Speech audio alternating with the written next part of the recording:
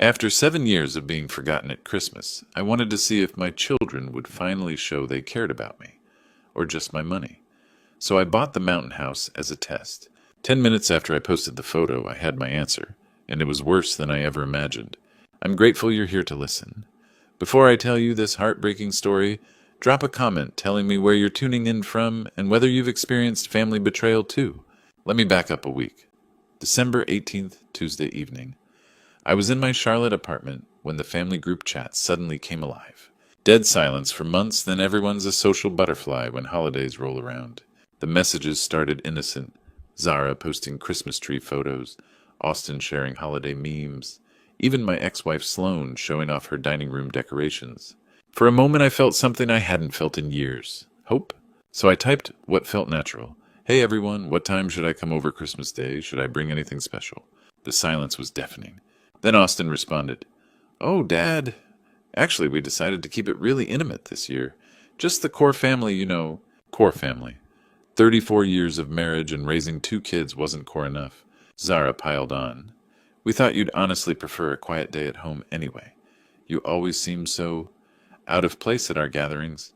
Out of place. At gatherings with my own children. Sloane delivered the killing blow. "It's really for the best, Vaughn. Less overwhelming for everyone. You understand, right? Less overwhelming. My presence was a burden." The final twist came from Zara, wrapped in fake sweetness. "Besides, we know you're not into all the chaos and kids running around. This way you can have your peace and quiet. We'll send lots of photos. Have a lovely quiet Christmas, Dad." I stared at that message for a long time. 7 years. 7 Christmases of maybe next time and we'll call you. 7 years of being the afterthought. But here's the thing about 30 years in corporate strategy. You learn to recognize patterns. You learn that sometimes the best way to get honest information is to create the right conditions for people to reveal themselves. That night I made a strategic decision. I was going to run a test.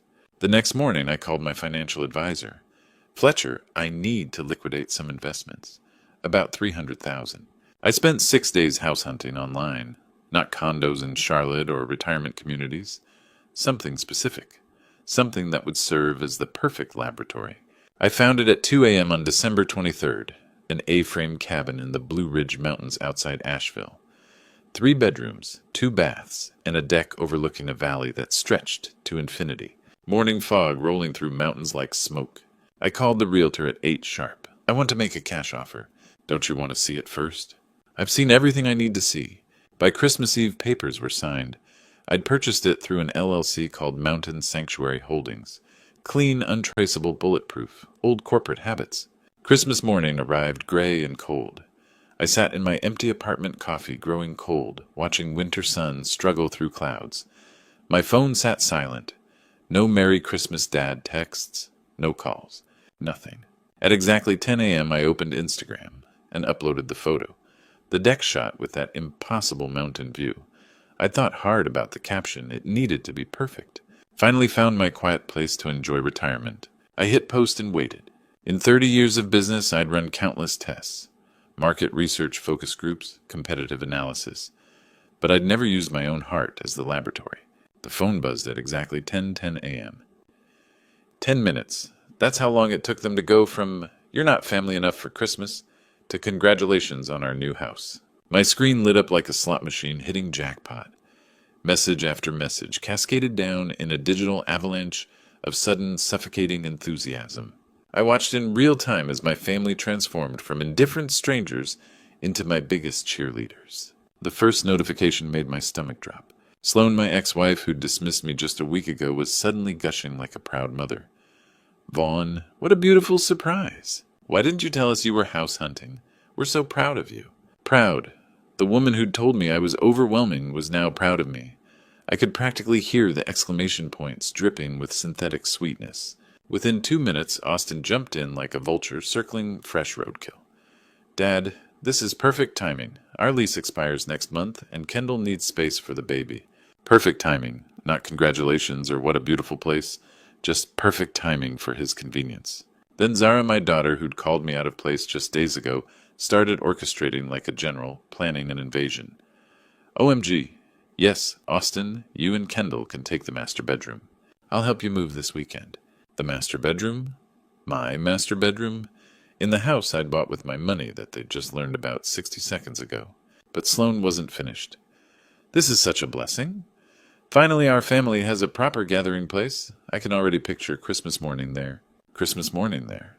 The Christmas morning I'd just spent alone in my apartment because I wasn't family enough to join them. The messages kept coming, each one more presumptuous than the last. Zara delivered what might have been the cruelest irony I've ever experienced. Dad, you're such a genius. Now we can have those big family Christmases you always wanted. Those big family Christmases I always wanted. The ones they'd excluded me from for 7 straight years. I sat there watching my phone screen, feeling like I was witnessing a car crash in slow motion. These people who'd systematically erased me from their holiday traditions were now planning to move into my sanctuary. The house I'd bought to escape them was being claimed as their inheritance while I was still breathing. Austin wasn't done. Should we rent a U-Haul or just make multiple trips? The baby furniture is going to need careful handling. Baby furniture. He was already planning the logistics of moving into my house, not asking, planning. Then came Sloane's masterpiece, the final insult wrapped in fake gratitude. Vaughn, honey, you don't know how much this means to us. You're finally putting family first. We always knew you had it in you. Family first. I stared at those words until they blurred.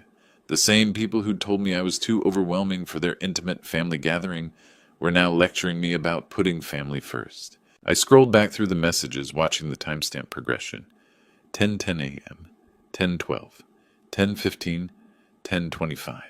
In 15 minutes, they'd gone from congratulating me to planning their move-in date. From surprise to complete ownership of my life decision. Austin's final message landed like a sledgehammer. Thanks, Dad. We'll be there Friday with the moving truck. Don't worry about cleaning. We'll make it feel like home. They'll make it feel like home. My home. The home I'd bought to get away from exactly this kind of presumption. I set the phone down with shaking hands, then picked it up again. The test was over. The results were in, and now it was time to deliver them. I picked up my phone and typed 3 words, no, not happening. The group chat went dead silent. The silence after my rejection wasn't indifference.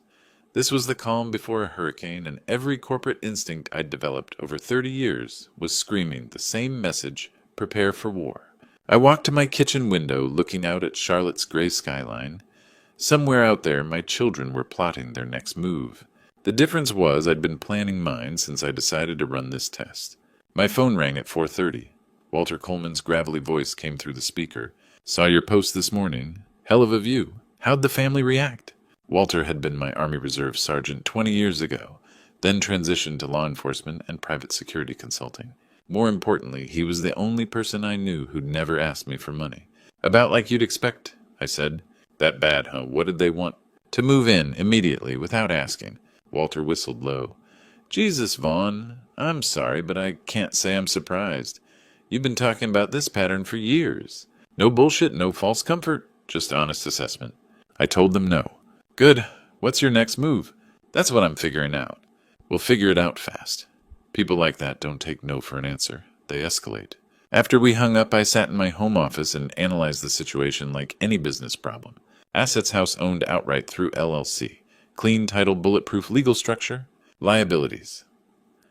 Family members who felt entitled to my property and had just been publicly rejected. Strategic advantages. 30 years of corporate experience, financial resources, and documentation of everything. I opened my laptop and started building my case. Screenshots of every group chat message.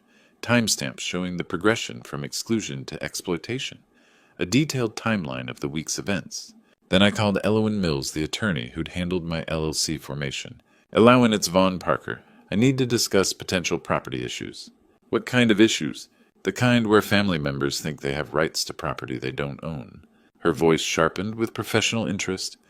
How soon can you be here? An hour later, I was in her downtown office, watching her review the message screenshots with surgical precision. This is textbook entitlement behavior, she said. The good news is your LLC structure gives you significant protection. Mountain Sanctuary. Holdings owns the property, not Vaughn Parker, personally. That creates legal distance. What about the emotional manipulation? Irrelevant from a legal standpoint. Property law doesn't recognize feelings. Either they have legal rights or they don't, and they don't. She pulled out a legal pad. I'm preparing a formal cease and desist letter. We'll also file a preemptive no trespass order with the county sheriff. If they show up uninvited, you'll have legal standing to remove them. How long will that take? Paperwork ready by tomorrow morning. That evening I drove up to the mountain house for the first time since buying it. The 3-hour drive crystallized my strategy. I walked through my new home checking the security system installed during closing. Motion-activated cameras, smart locks, full perimeter coverage. The realtor had thought I was paranoid. Turns out I was just prepared. Standing on the deck as sunset painted the mountains, I felt something I hadn't experienced in years. Not hope exactly, but confidence. The kind that comes from being thoroughly prepared. My phone buzzed with Walter's text. How'd the lawyer meeting go? Better than expected. Turns out an LLC is like body armor. Good. Timeline. Papers filed tomorrow. Security active. Evidence documented. And if they show up anyway, I looked out at the valley, feeling the mountain silence wrap around me like armor. Then they'll learn the difference between wanting something and being entitled to it. Friday morning, 8 a.m. 3 vehicles grinding up my mountain road like an occupying army. I watched through security cameras from my kitchen coffee steady in my hands. The U-Haul truck led the procession, followed by 2 SUVs. A white van marked Mountain Lock and Key brought up the rear. They'd brought a locksmith to break into my house while I was inside. Austin climbed out and started directing traffic like a general. Zara emerged, phone pressed to her ear, coordinating with sharp gestures. Sloane surveyed my property with the satisfied air of someone inspecting her new summer home. Kendall moved carefully with her pregnant belly, looking uncomfortable. She was the only one who seemed to register this was someone else's property. The locksmith stood by his van, increasingly uncomfortable, as Austin unloaded boxes marked nursery. Maybe we should call him first, Kendall said through the audio feed. Austin barely glanced her way. It's handled. Dad's just being dramatic. Dramatic. That's what they called property rights. Zara marched to my front door and pressed the doorbell with complete confidence. When I didn't answer, she pressed again. Then again. Dad, Austin boomed. Stop being ridiculous. We drove 3 hours. 3 hours with a moving truck and locksmith planning to break into my home, and I was ridiculous. The locksmith approached Austin reluctantly. Sir, are you sure you have authority? The house appears occupied. It's our family property. Austin lied smoothly. My father's having some issues. We're here to help. Issues. I had issues because I wouldn't let them steal my house? Zara pounded on the door. Dad, we know you're in there. Time to make my presence known. I walked to the intercom panel and pressed talk. My amplified voice cut through the mountain air. You are trespassing on private property owned by Mountain Sanctuary Holdings, LLC. You have no legal right to be here. Leave immediately. Sudden silence. They'd expected hurt feelings, emotional manipulation, not corporate precision through a professional security system. Austin's face flushed red.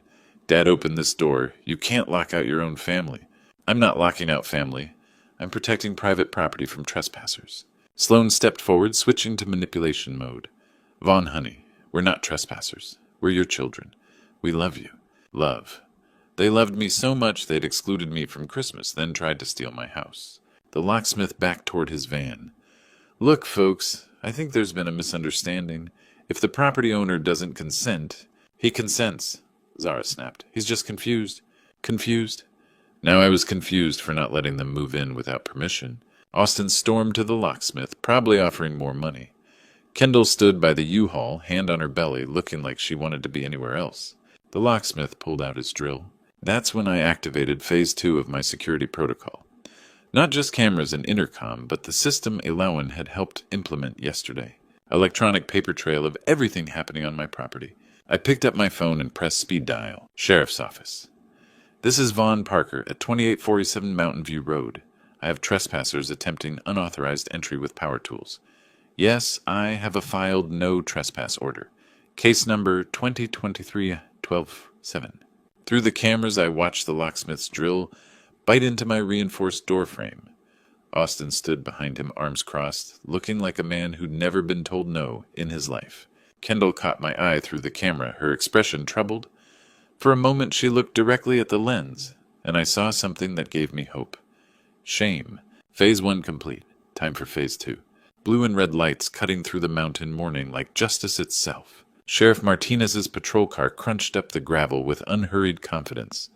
I watched through cameras as my family's expressions shifted from defiant entitlement to panic. The locksmith dropped his drill like it had caught fire. Martinez stepped out, a weathered man in his 50s, who'd clearly seen this scenario before. He surveyed the U-Haul scattered boxes, and my family clustered like defendants at trial. "Morning, folks. Seems we have a situation." Sloan immediately switched to victim mode. "Officer, thank goodness. This is all a misunderstanding. This is our family's house, and Vaughn's having some kind of episode. We're just trying to help him. Our family's house." My property had somehow become communal in her twisted logic. Martinez pulled out his notebook. "I need identification from all of you." Austin stepped forward with familiar bluster. "This is a family matter. Sir, I have a report of trespassing and attempted breaking and entering. That makes it legal. Identification. Now." They handed over licenses reluctantly. Martinez examined each one, then consulted his clipboard. "Good news and bad news. Good news, I know exactly what's happening. Bad news, you're violating a legally filed no trespass order." He held up a document. "This property is owned by Mountain Sanctuary Holdings, LLC. I have a recorded notice specifically prohibiting Austin Parker, Zara Parker, and Sloan Parker from these premises." Stunned silence. Austin's mouth opened and closed wordlessly. "An LLC," Sloan's voice cracked. "That's just paperwork. He's my ex-husband. Those are my children. Ma'am, there's no such thing as family rights in criminal trespass. This is private property. You were formally warned." He turned to the locksmith, frantically packing tools. "Were you aware these individuals had no legal right to access this property?" The locksmith didn't look up. "No, sir. They said family emergency owner was incapacitated. I'm done. I'm leaving." He practically ran to his van. Martinez turned back with kindergarten teacher patience. "Property law doesn't care about family relationships. Either you have legal rights or you don't. And you don't." Austin's face went purple. "This is outrageous. You'll hear from our lawyers. Call them from somewhere else. Right now you're leaving." Martinez retrieved a manila envelope from his car. "Your copy of the recorded notice. Return here, you'll be arrested. Contact the owner. It's harassment." He gestured toward their vehicles. "Load your belongings and drive away. You're not coming back." Checkmate delivered with bureaucratic precision. Austin looked ready to argue, but Martinez's stance suggested that would be unwise. Zara stood calculating angles. Kendall moved first, walking slowly to the U-Haul, hand on her belly, looking exhausted. They loaded boxes in tense silence, cardboard scraping metal. Austin slammed the rear door hard enough to shake the truck. Martinez stood arms crossed, watching every movement. "Next time you set foot here, you'll be arrested." Zara paused at her car door, looking back with calculation or rage. "Dad made his choice," she said loud enough for cameras. "Now we make ours." The convoy pulled away, taillights disappearing down the mountain road.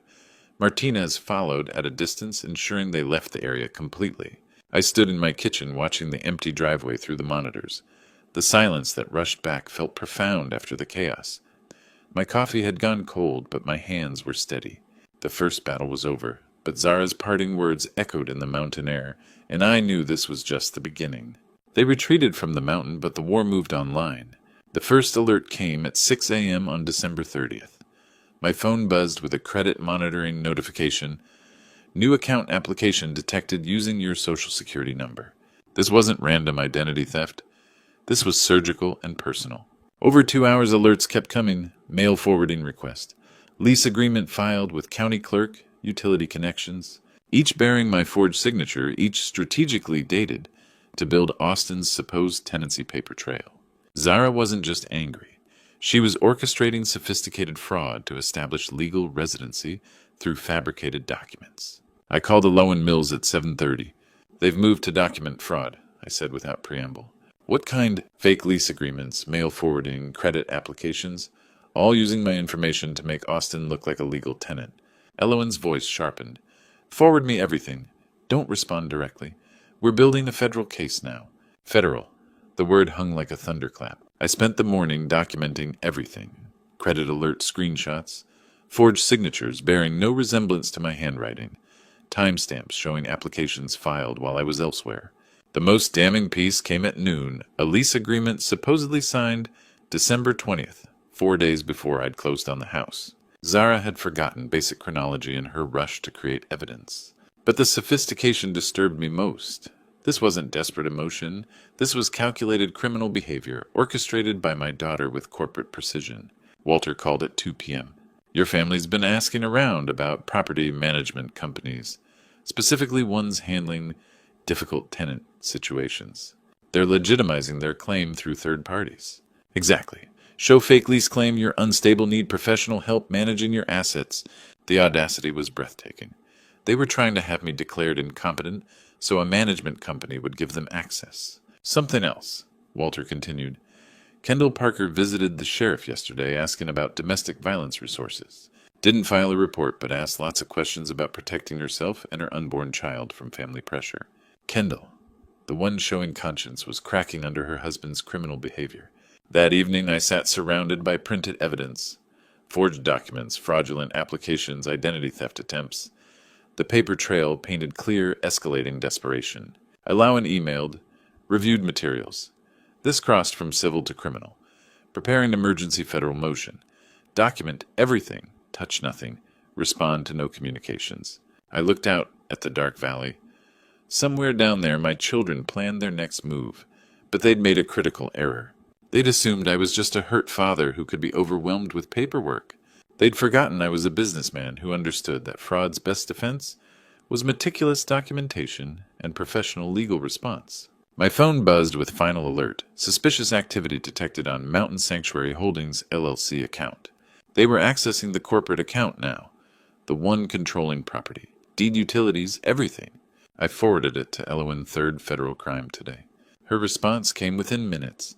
This crossed from family drama into federal crimes. Emergency hearings scheduled. January 2nd. I set my phone down and looked out at the mountain darkness. The silence felt different now, not peaceful but expectant, like the moment before a storm breaks. They'd wanted to play hardball. Now they'd discover what that actually meant. New Year's Eve. Time to close the books on the worst family relationship of my life. I woke to absolute mountain silence. No traffic, no drama. Just wind through pines and a hawk circling the valley. For the first time in weeks, I felt approaching peace. That lasted until my phone rang at 8 a.m. Emergency motion granted. Elowen's voice was crisp with satisfaction. Federal judge signed restraining orders this morning. Criminal charges filed. FBI Financial Crimes Unit opened a case. FBI. My children had graduated from disappointments to federal suspects. Timeline. Warrants executable after January 1st. Restraining orders effective immediately. They drive past your property. They're in federal custody. I walked onto the deck, coffee in hand. Somewhere in that valley, my family was planning their next desperate move. Walter called an hour later with confirming intelligence. Someone claiming to be your power of attorney tried hiring a mediation service. Wanted them at your property today for an emergency family intervention about a competency dispute. Cash payment. Double rate. When they asked for power of attorney documentation, they hung up. Fake mediator. Show up with someone in a suit, hoping I'd be intimidated into letting them inside for professional consultation. More news. Kendall Parker checked into hospital yesterday. Pregnancy complications from stress. She's asking about witness protection. Witness protection. The pregnant woman was ready to testify against her husband's criminal conspiracy. Is she safe? Hospital security notified. Listed under assumed name. But Vaughn, she's scared. Says Austin's talking about permanent solutions to the family problem. Permanent solutions. I didn't want to think what that meant. I spent the afternoon on final preparations. Evidence packages organized. Digital files backed up. Security system tested. The mountain house had become a fortress of documentation. Every surface held printed emails, legal filings, forged signature photographs. A war room for someone fighting for their life. At sunset, I stood on the deck, watching light fade behind mountains. The silence felt expectant now, like a storm building for days finally ready to break. Walter texted, Intel confirms they're coming tomorrow. Fake mediator, moving truck, the whole show. One last desperate play. I replied, let them come. The trap is set. You sure you're ready? I looked at the valley lights twinkling like fallen stars. This place had been a test to see if my children cared about me or just my money. The test was over. Results were in.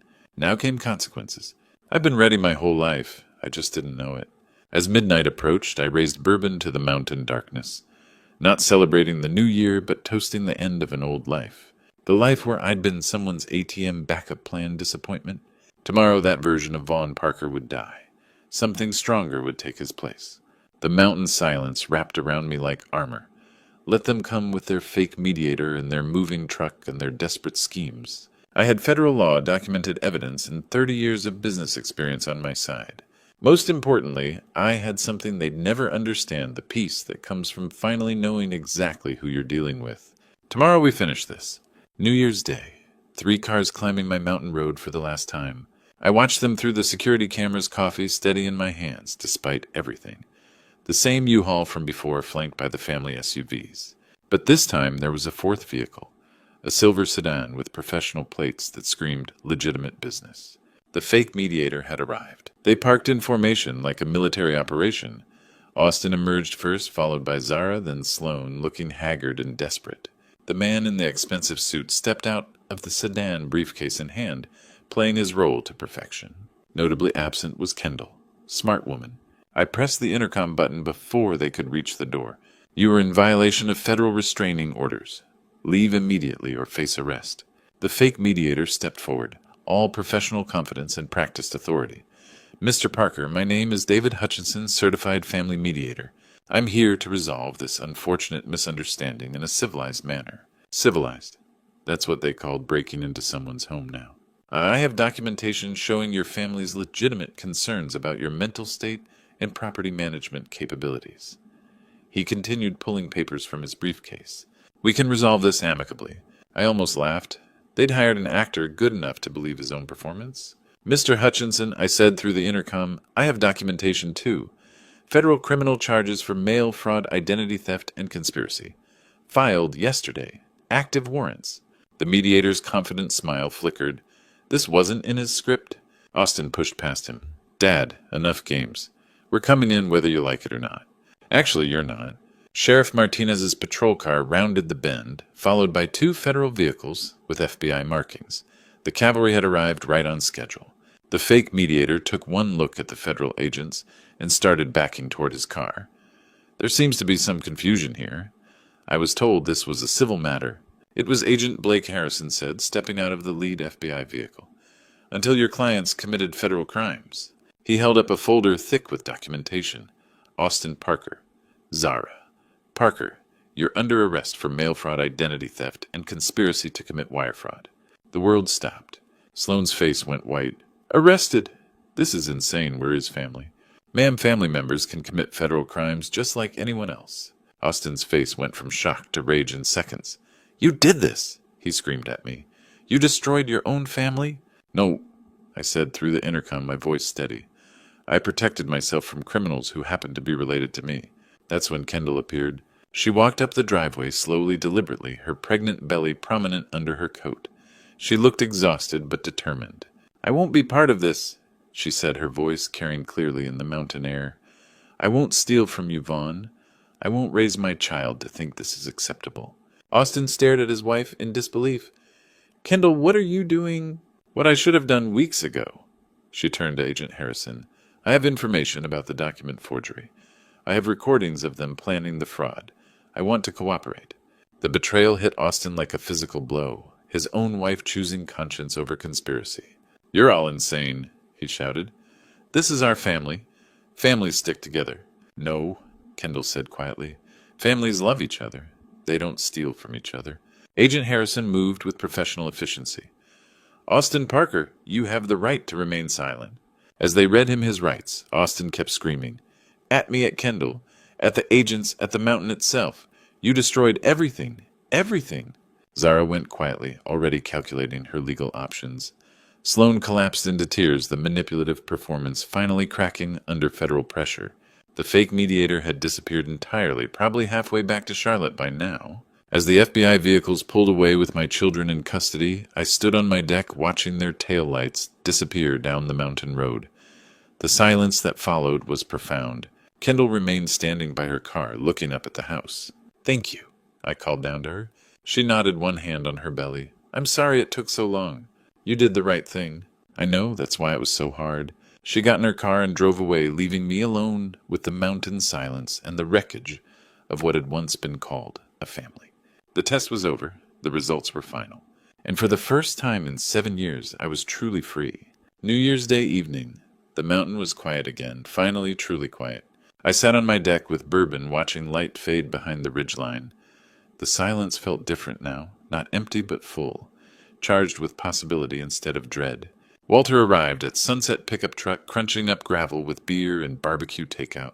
"Figured you might want company," he said, settling beside me. "And food that isn't frozen dinner." We ate in comfortable silence, watching valley lights twinkle below. Two old soldiers who'd seen enough battles to appreciate peace. "In 30 years of knowing you, I've never seen you this calm," Walter said. He was right. The constant anxiety that had been my companion for 7 years was gone. No more wondering when the next exclusion would come, when I'd be made to feel like a burden for existing. "The test is over," I said. "And they failed, spectacularly." My phone buzzed. For a moment, old anxiety flickered. Then I saw the name Kendall. "Thank you for giving me courage to do the right thing. The baby and I are safe. Starting over, you saved us both." I showed Walter the message. He nodded approvingly. "That girl's got more backbone than the rest combined. Kid's lucky to have her as a mother. She's the only one who chose to be decent when it mattered. That's what real family does. They choose you because they want to, not because they have to. Real family." Walter had driven 3 hours on New Year's Day just so I wouldn't be alone. He'd never asked for money, never made me feel like a burden, never excluded me from anything. "You know what's strangest?" I said. "I spent 7 years hurt because they didn't want me at Christmas dinners, but I never actually wanted to be there.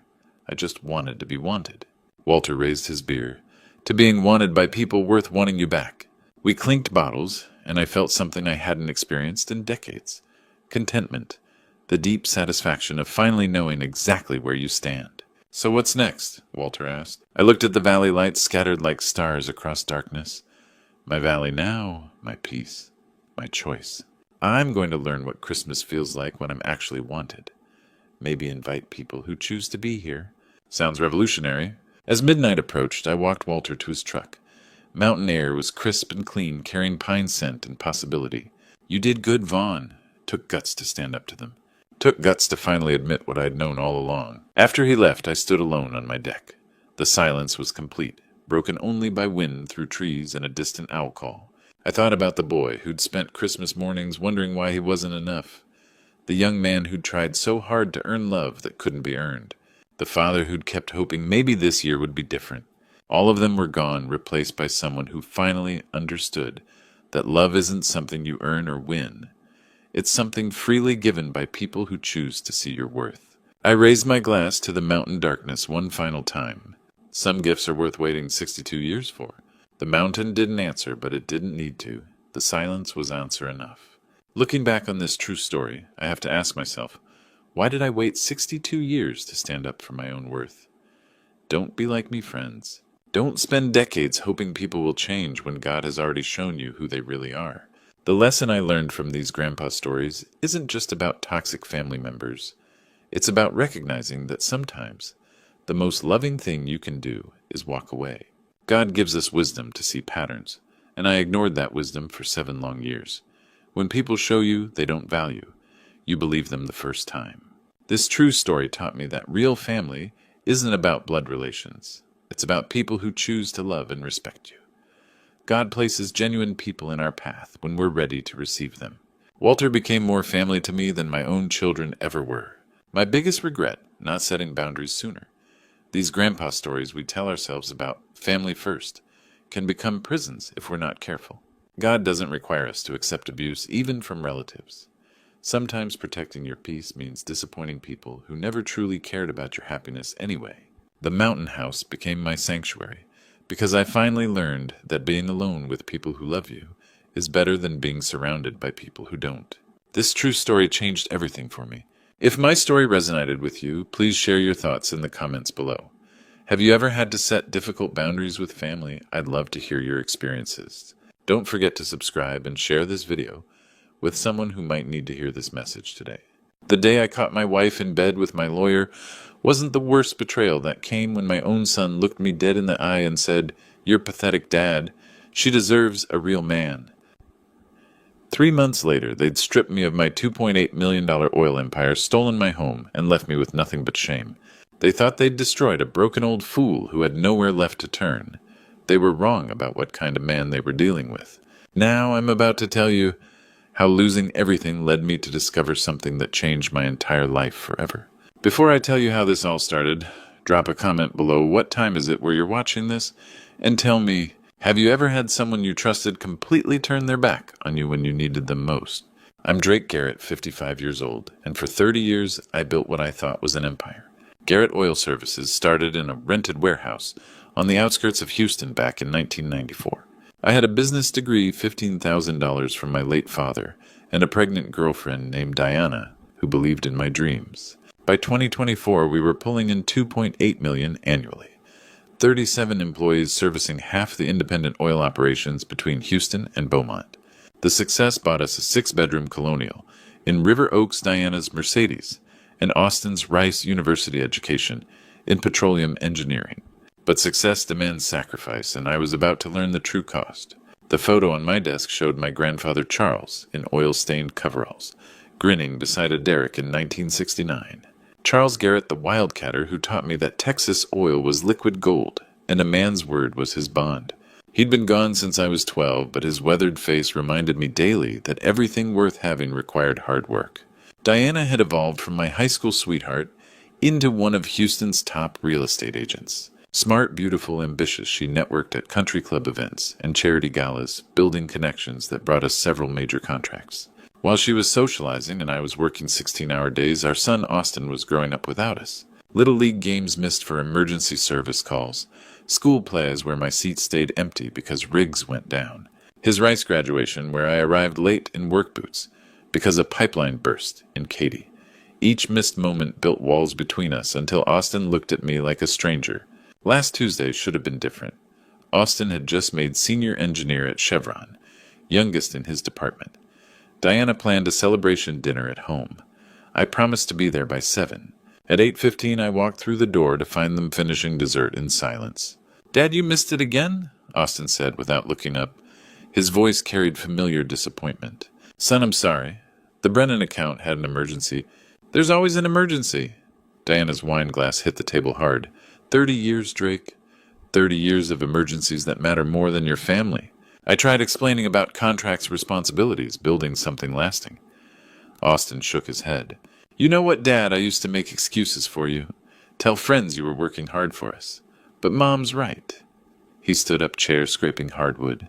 "You didn't miss my childhood because you had to. You missed it because you chose to." The words hit like a physical blow. "Austin, that's not fair." "Fair what's not fair is having a father who cares more about oil rigs than his own son." Diana stood too face-flushed with wine and accumulated resentment. "I can't keep pretending this marriage still works, Drake. I won't." She walked out of that dining room, and something in her voice told me this wasn't just about dinner anymore. Diana's words from that dinner kept echoing in my head for days. "I can't keep pretending this marriage still works." There was something final in her voice, something that made me start noticing things I'd been too busy to see. The late-night phone calls she'd take in the other room, the new jewelry I hadn't bought her, the way she'd started dressing up for client meetings that ran well into the evening. Tuesday afternoon, when she said she'd be showing properties in River Oaks, I decided to come home early and surprise her with lunch. The black Mercedes in my driveway told me everything I needed to know. I recognized that car, Theodore Manning, Houston's most ruthless corporate attorney. I'd seen it at country club events, always surrounded by admiring socialites and ambitious wives. My grandfather Charles used to say, "Always watch for the signs, boy. Oil wells give warnings before they blow." I should have been watching the signs in my own home. The house felt different the moment I stepped inside. Too quiet, with an electric tension that made my skin crawl. The bedroom door was closed, something Diana never did during the day. I stood in the hallway listening to sounds that would replay in my nightmares. Not just the obvious sounds, but comfortable laughter between two people who'd clearly been doing this for a long time. I walked back downstairs and sat at my kitchen table staring at Austin's celebration cake, the dinner I'd missed, the moment everything started unraveling. 20 minutes later, Theodore walked down my stairs, adjusting his Italian suit like he owned the place. Tall, silver-haired, the kind of lawyer who charged $1,000 an hour and made judges laugh at his jokes. He stopped when he saw me, but didn't look surprised. Just smiled, that predatory smile lawyers perfect in law school. "Drake, this is awkward." Diana appeared behind him in the silk robe I'd bought her last Christmas. No shame, no guilt, just defiance. "How long?" I asked. Does it matter? She poured herself coffee like this was just another Tuesday. This is what happens when you choose work over family, Drake. Smart women find what they need elsewhere. We can work this out. Counseling therapy. Work it out. Theodore laughed. Drake, you still don't get it. This isn't a rough patch. This is an ending. Austin's truck rumbled into the driveway. My heart lifted, finally someone on my side. My son would see this betrayal for what it was. Austin walked through the door, surveyed the scene with complete indifference, and shrugged. So you know now. The casual tone hit me like ice water. Austin, your mother's cheatin'. Yeah, so. He grabbed a beer from the fridge, popped it open. What did you expect? You've been married to your job for 26 years. Mom deserves someone who actually pays attention to her. This is adultery, son. This is wrong. Austin took a long drink, studying me like I was something pathetic. What's wrong is a husband who misses his own son's promotion dinner. What's wrong is a father who's never been to a single important moment in my life. His voice was flat, emotionless. Theodore's been more present in our lives these past 2 years than you've been in 2 decades. Diana moved to Austin's side, and he put his arm around her shoulders protectively. You knew about this, I whispered. Of course I knew. Mom needed someone to talk to about her dead marriage. Austin's smile was cruel. I encouraged her, told her she deserved better than a workaholic who treats his family like inconveniences. Theodore checked his Rolex. This has been illuminating, but we have dinner reservations. He looked at me without an ounce of sympathy. Some storms you just can't weather, Drake. Smart men learn when to get out of the rain. They walked out together, my wife, my son's blessing, and the lawyer who just declared war on everything I'd built. Theodore Manning hadn't been bluffing about war. 3 days after walking out with my wife, the first shot was fired at my professional reputation. The divorce papers arrived during our weekly staff meeting, delivered by a process server who walked into our conference room like he owned the place. 25 employees watched as I was handed documents that would destroy everything we'd created together. Drake Garrett, you've been served. The papers weren't just about ending a marriage. They were a blueprint for systematic destruction. Theodore accused me of financial manipulation, hidden assets, emotional abuse, and abandonment. Every claim was a lie, but in family court perception often mattered more than truth. Judge Harrison had a reputation for fairness throughout Harris County. What I didn't know was that Theodore had been contributing to his re-election campaigns for 15 years. Your Honor. Theodore began with practiced authority. My client has suffered 22 years of systematic emotional abuse. Mr. Garrett has prioritized business over family, creating a hostile environment that damaged both my client and their son, Paul Mitchell. My attorney was outgunned from the start. These accusations are baseless, Your Honor. Mr. Garrett built his company to provide for his family. Provide? Theodore's theatrical laugh filled the courtroom. We have testimony proving otherwise. Austin took the stand wearing an expensive suit I'd never seen before. He didn't look at me once. Mr. Foster, can you describe your relationship with your father? Austin's voice was clear, emotionless. My father was never present. He missed every important moment of my childhood school. Plays, baseball games, graduation. Work always came first. He paused for effect. My mother tried to hold our family together while he built his empire. She deserves compensation for 22 years of being married to a ghost. Did you witness emotional abuse? Constant neglect is emotional abuse. Making your wife feel invisible is emotional abuse. Treating your son like an inconvenience is emotional abuse. Paul's cross-examination was useless. Austin answered every question with cold precision, painting me as a monster who destroyed his family through selfishness. The forensic accountant Theodore brought was his cousin discovered too late. He testified I'd been hiding money in offshore accounts that didn't exist, systematically undervaluing company assets. Every denial cost me more in legal fees. Judge Harrison's ruling was swift and brutal. The business had to be sold immediately during an industry downturn valued at only $1.8 million instead of its true worth. Diana received the house worth $800,000, 3 years, alimony, and most liquid assets. When the gavel fell, I'd lost everything. 30 years of work reduced to $300,000 in Theodore Manning's rigged game. Paul caught up with me in the parking lot. Drake, I'm sorry. I've never seen anything like this. Theodore had everything planned from the beginning. I stood beside my pickup truck, the only asset they'd let me keep watching my former life disappear into legal documents and court orders. The war was over and I'd lost everything that mattered. The war might have been over, but living with the consequences was a daily battle I wasn't winning. 3 months later, I was eating ramen noodles in an $800 apartment, watching strangers run the company I'd built from nothing. The place smelled like mildew and defeat, with paper-thin walls that let me hear every life falling apart around me. My new reality was a studio on Houston's east side, 40 minutes from the life I used to know. The hardest part wasn't the poverty, it was the invisibility. People I'd known for years would cross the street when they saw me coming. Former employees found urgent business elsewhere when I walked into stores. Country club members looked right through me like I was a ghost. Tommy, my own brother, had to keep his distance. Diana had kept him on at the company, and he needed his job. We met once at a highway rest stop like criminals. "I'm sorry, Drake," he whispered, glancing around nervously. "She's got everyone convinced you're planning something. If she finds out I'm talking to you, I'm gone." Even my own blood had to treat me like a pariah. The local business journal twisted the knife deeper. Austin on the cover, wearing a tailored suit, with the headline, "Young Visionary Takes Over Family Empire." The article painted him as a brilliant engineer who'd rescued the company from his father's outdated management style. They'd rebranded it Foster Oil Services. My name erased completely. Diana and Theodore weren't hiding anymore either. Society page photos showed them at charity galas. Diana glowing with happiness I hadn't seen in years, while Theodore worked rooms, like he owned them. My bank account held exactly $437. The court garnished 70% of my part-time warehouse wages for alimony, based on my previous income, not current reality. Most days I sat staring at water-stained ceilings, wondering how it had all gone so wrong so fast. The silence was the worst part. No phone calls, no meetings, no decisions. Just endless hours replaying every mistake, every missed dinner, every time I'd chosen work over family.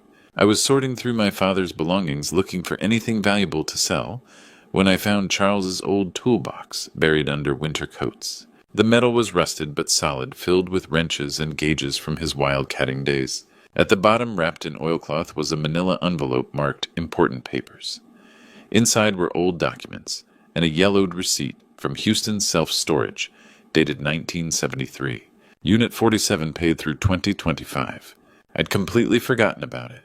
After Charles died, when I was 12, Dad had stored his things away. The monthly payments were automatically deducted from an old account so small we'd never noticed. For the first time in months, I felt something other than despair. Maybe there was something in that storage unit worth selling. Maybe Charles had left behind tools or equipment that could help me get back on my feet. I drove across town in my beat-up pickup to the storage facility, rows of metal units under the Texas sun holding forgotten pieces of people's lives. Unit 47 sat at the end of a long row, secured with a heavy padlock that looked older than my marriage.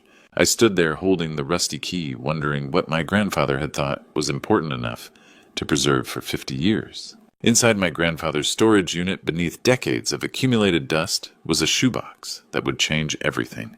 The unit was packed with furniture covered in yellowed sheets, boxes of Christmas decorations, and the memories of a man who'd survived the Great Depression. Charles's voice echoed in my memory. "Always thinking ahead, Drake. That's how a man survives." I started with obvious items, tools that might have value, old furniture to sell. But the personal items stopped me cold.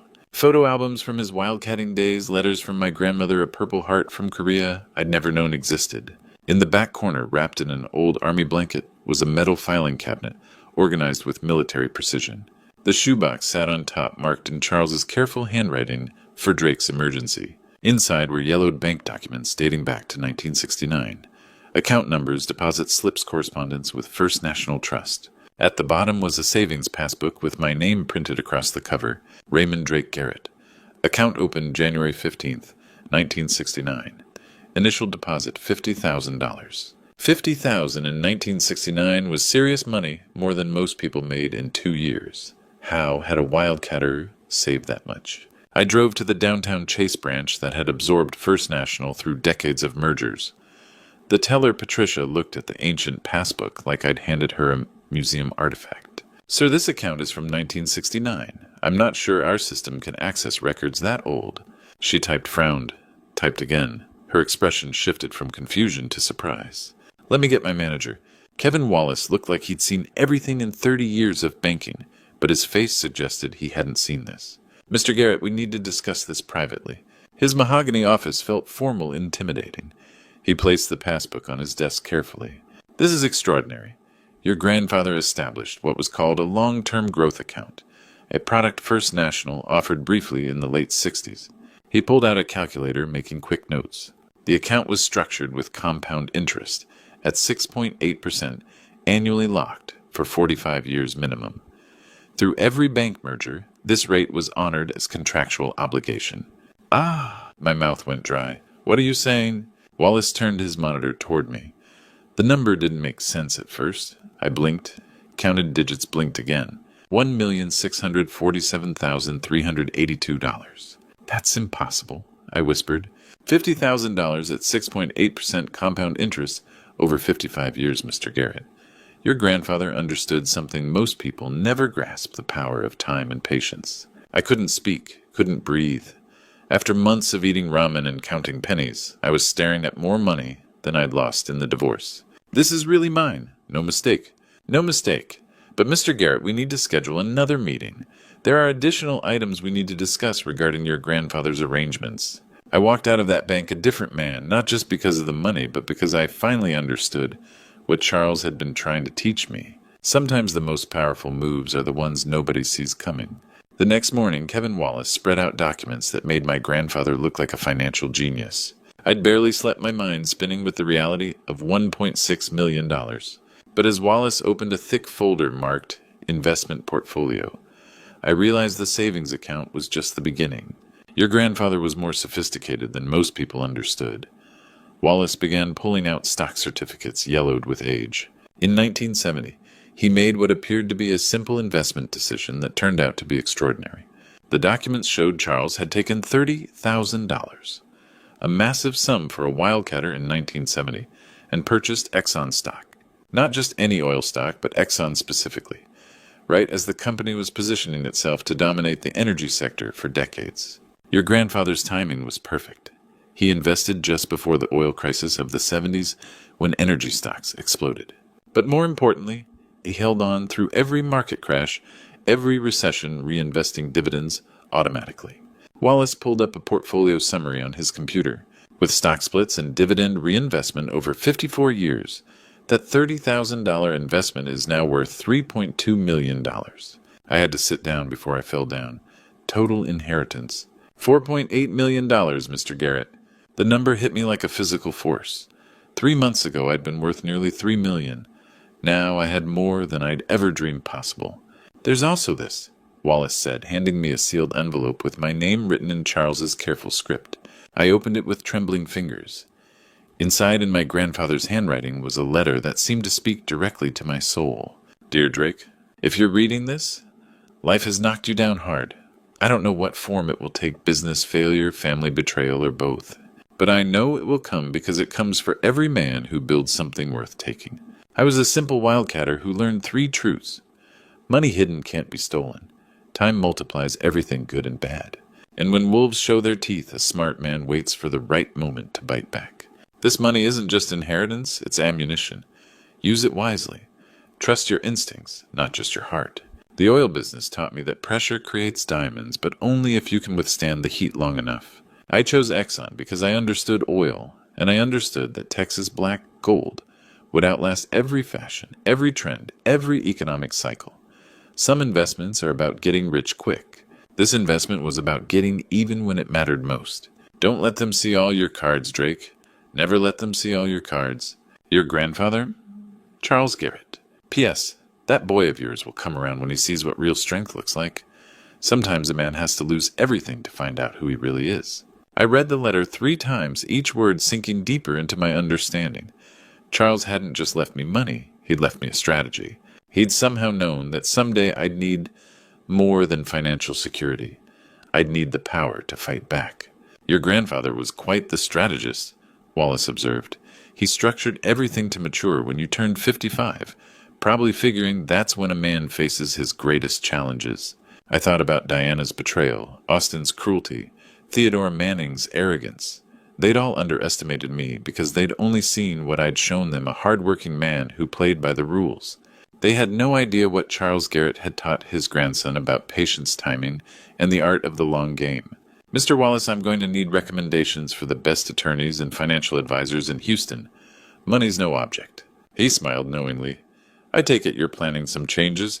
I folded Charles's letter carefully and put it in my jacket pocket right over my heart. Charles gave me more than money. He gave me a second chance at justice. Charles had given me more than money. He'd given me the power to fight back. But power without strategy is just expensive revenge. I needed someone who understood how to destroy Theodore Manning's world as systematically as he'd destroyed mine. Arthur Blackstone was Theodore Manning's former mentor, and when I offered him $500,000 to take down his protege, his eyes lit up like Christmas morning. His law office occupied the entire top floor of a downtown skyscraper with floor-to-ceiling windows overlooking Houston. Arthur himself was 75, silver-haired, and moved like a shark who'd been circling the same waters for decades. "So you're the oil man Theodore screwed over," Arthur said, not bothering with pleasantries. "Heard about your case. Sloppy work even for him. You know about it." Arthur poured himself bourbon from a crystal decanter, didn't offer me any. "Theodore was my star pupil 15 years ago. Taught him everything he knows about destroying people in family court." He took a sip studying me. "Problem is the little bastard forgot who taught him those tricks. Will you take the case? Take it, Drake. I've been praying for someone like you to walk through that door." Arthur's smile was predatory. Theodore thinks he's untouchable because he learned from the best. Time to remind him that the best is still better. "What do you need from me?" "Nothing but money and patience. I'm going to tear apart his life piece by piece, starting with that corrupt judge he's been bribing for years."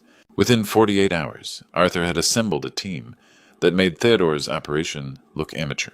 The investigation moved with surgical precision, and within a week we had evidence that would have made federal prosecutors weep. Judge Harrison and Theodore's corruption ran deeper than I'd imagined. 15 years of kickback schemes, with my divorce just their latest victim. Diana's affair was a 2-year campaign coordinated with Theodore from the beginning, but Arthur's revelation about Austin changed everything. "Your boy wasn't lying," Arthur said, sliding fabricated bank statements across his desk. "Diana showed him these offshore accounts, secret investments, phantom partnerships. She convinced him you were stealing from the family. I stared at the perfect forgeries. She manipulated him, like a master puppeteer, fed his resentment, made him feel like a victim. By the time he testified, he genuinely believed you were the villain." Arthur leaned back in his chair. "Theodore's good, but he's not that good. This level of psychological manipulation, that's all Diana." The forensic accounting revealed Theodore's complete fraud. Every piece of evidence fabricated, every accusation false. But Arthur's masterstroke was connecting it to a 15-year pattern of similar cases. "We're not just talking about your divorce anymore," Arthur announced, pulling up FBI contact information. "This is racketeering, conspiracy. Theodore Manning isn't just corrupt, he's running a criminal enterprise. Special Agent Nicole Parker had been building cases against judicial corruption for years. Our evidence gave her everything she needed to bring down the entire operation." Arthur spread the complete file across his desk.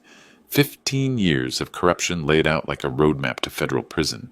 "We don't just win this case," Arthur declared, his voice carrying absolute certainty. "We destroy them all." I thought about Charles's letter, his advice about timing and patience. The old wildcatter had been right about waiting for the right moment. Tomorrow morning, Theodore Manning will learn what happens when you steal from a wildcatter's grandson. The wildcatter's grandson had learned his lessons well. At 9 a.m., FBI agents walked Theodore Manning out of his office in handcuffs. By evening, my son was sobbing at my apartment door. The morning started with Arthur's phone call. "It's done." Nicole Parker and her team moved at dawn. Theodore, Judge Harrison, and 3 other attorneys in their network. 15 years of corruption all coming down at once. I watched the local news from my $800 apartment, seeing Theodore Manning, the man who destroyed my life with such arrogance, being led away in federal custody. His perfectly styled hair was disheveled, his expensive suit wrinkled, and for the first time since I'd known him, he looked genuinely afraid. Judge Harrison was arrested 2 hours later at his River Oaks mansion. The footage showed FBI agents carrying boxes of evidence while his neighbors watched in shock. 15 years of kickbacks, campaign contributions, and offshore accounts, all documented, with the precision Arthur's team had promised. By noon, the court had reversed every ruling from my divorce case. Assets were unfrozen, property was returned, and the forced sale of my company was declared null and void. Diana's carefully constructed victory crumbled in a matter of hours. She called me 17 times that day. I didn't answer. The local news ran the story continuously. Prominent divorce attorney and judge arrested in corruption scandal. They showed photos of Theodore's other victims, wealthy men who'd lost everything in suspicious divorce rulings over the past decade. My case wasn't unique. It was just the latest in a pattern of systematic theft. Diana's panic was visible even through the television screen. Reporters caught her leaving Theodore's law firm, her face pale and drawn, refusing to answer questions about her role in the conspiracy. She'd gone from triumphant ex-wife to potential criminal defendant in less than 12 hours. But it was Austin's reaction that mattered most. At 8 p.m., I heard a knock on my apartment door. Through the peephole, I saw my son standing in the hallway, still wearing his work clothes, his face streaked with tears. "Dad?" His voice cracked like a 12-year-old's. I opened the door, and Austin collapsed against the frame, his body shaking with sobs that seemed to come from his soul. "Dad, I'm so sorry. I'm so fucking sorry." He could barely speak through the tears. "She showed me bank statements, offshore accounts, fake documents. Made me believe you were stealing from us, hiding money while we struggled." I stood there watching my son, the young man who'd testified against me, who'd called me a ghost, who'd encouraged his mother's affair, break apart in my doorway. "She said you had millions hidden away, that you were planning to leave us with nothing." Austin's words tumbled out between sobs. I believed her. I wanted to believe her because it was easier than admitting I'd been a terrible son. "Austin, no, let me finish." He looked up at me with red-rimmed eyes. I was angry about the missed games, the empty seats at graduation, all those times work came first. But instead of talking to you, I let her poison me against you. I helped destroy an innocent man because I was too proud to admit I missed my father. The hallway was quiet, except for Austin's ragged breathing. I thought about Charles's letter, his words about pressure, creating diamonds, about boys coming around when they see real strength. "She manipulated you, son. Diana played on your hurt, used it as a weapon against both of us. That doesn't excuse what I did. I testified against you. I called you abusive. I helped them steal everything you'd built." Austin wiped his face with his sleeve. "How can you even look at me?" I saw Charles's face in my memory, weathered hands teaching a 12-year-old boy about patience and forgiveness. Some lessons take decades to understand. "Because you're my son, and we both got played by experts. The question isn't how we got here, it's what we do now." Austin stepped into my apartment, looking around at the sparse furniture and water-stained walls. "Dad, I want to make this right. I want to learn who you really are, not who I thought you were." I put my hand on his shoulder, feeling the weight of 26 years of missed connections and misunderstood intentions. "Son, we have a lot of work to do to fix this." 1 year after the arrests, I stood in the Charles Garrett Financial Education Center, watching Austin teach a young father about compound interest, and finally understood my grandfather's master plan. The community center was a converted warehouse in East Houston, where working families learned financial wisdom schools never taught. Every Saturday, we held classes on budgeting, investing, and the patient accumulation of wealth Charles had mastered decades before. Austin stood at the whiteboard, explaining how small investments could grow into life-changing money over time. His voice carried conviction now, not the bitter entitlement that had poisoned our relationship. "My grandfather started with $50,000 in 1969, Austin told the class. Not because he was rich, but because he understood time was his greatest asset. He didn't need to get rich quick. He needed to get rich right. I watched from the back, remembering the angry young man who testified against me 18 months earlier. That Austin was gone, replaced by someone who'd learned that real strength comes from admitting you were wrong.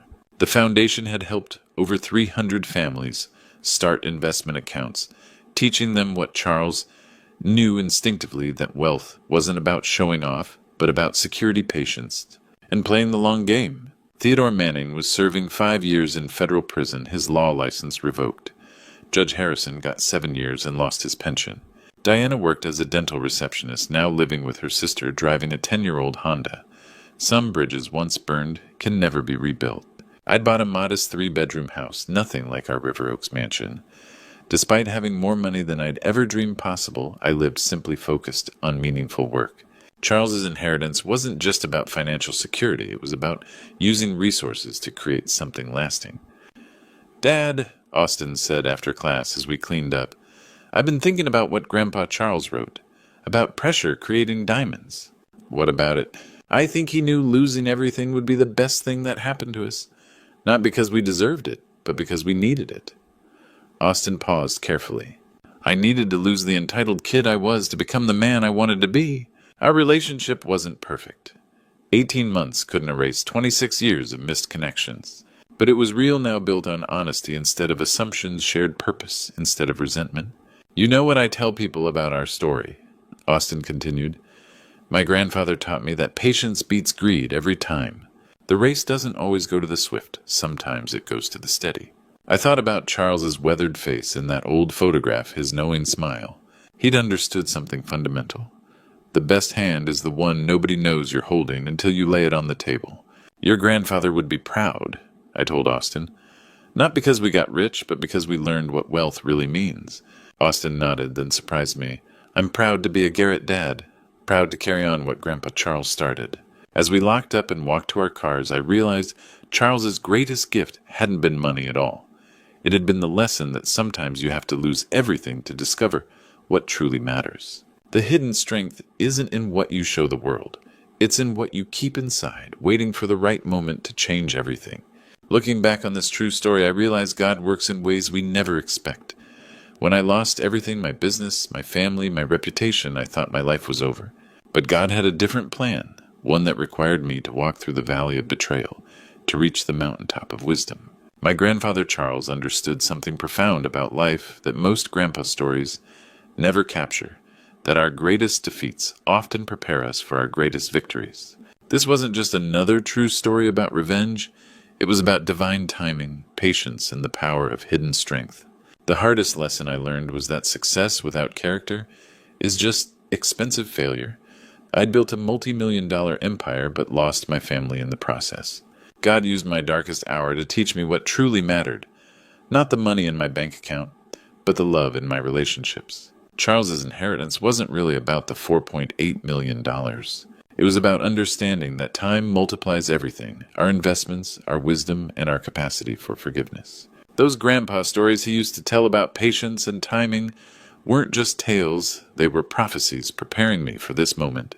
Austin's transformation showed me that even the deepest wounds can heal when we approach them with humility and grace. Watching him teach financial literacy to young fathers sharing the same wisdom Charles had passed down through generations proved that redemption is always possible when we surrender our pride.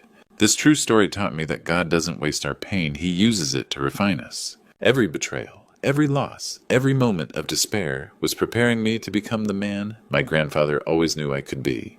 The most powerful lesson from all those grandpa stories Charles shared was this: real wealth isn't about what you accumulate, but what you contribute. It's not about showing the world your strength, but about having the wisdom to keep some cards hidden until the moment is right. If this story resonated with your heart, I'd love to hear about your own experiences with patience and perseverance in the comments below. Please share this with someone who might need to hear that their current struggle could be preparing them for their greatest breakthrough. And don't forget to subscribe for more true stories about overcoming life's toughest challenges, because sometimes the most powerful victories come from the most unexpected places.